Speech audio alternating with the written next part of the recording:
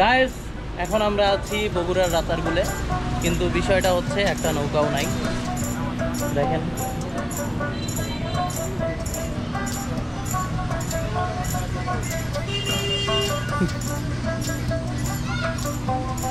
ভাই, রাতারগুল কি আসলে এরকম? আপনি কি রাতারগুল গেছেন?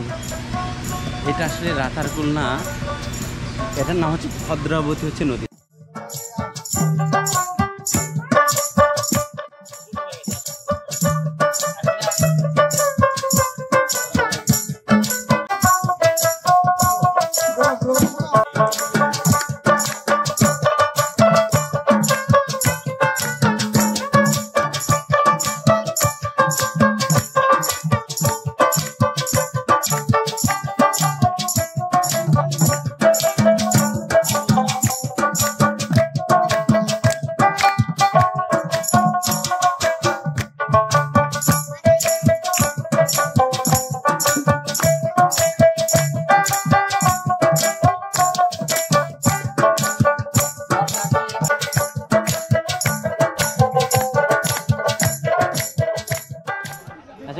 এখানে আপনাদের ভাড়া কত?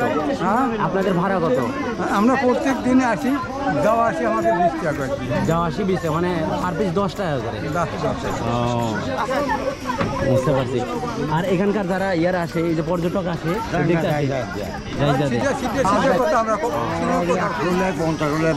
কিন্তু আপনাদের জন্য 10 টাকা না? এখানে একটা বিশাল বৈষম্য চলতেছে। বৈষম্য চলতেছে, মনে করেন বৈষম্য? এটা বৈষম্য কিছু নাই। অনেক দর্শনার্থী এখনো অপেক্ষা করতেছে।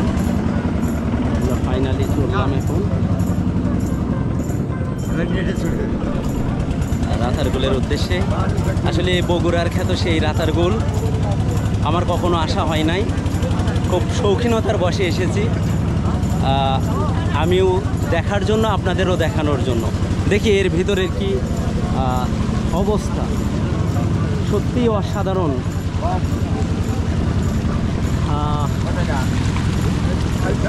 সত্যি অসাধারণ এখানকার সিনারিগুলো। ওয়াও, ও পাশেই উঁচু জায়গা।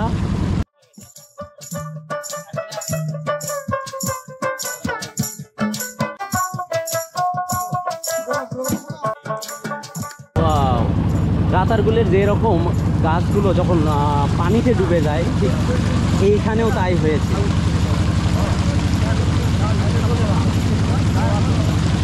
সত্যি অসাধারণ, খুবই মনোমুগ্ধকর অবস্থা। আপনারা যদি এখানে আসেন, আপনাদের অনেক অনেক ভালো লাগবে আমার বিশ্বাস।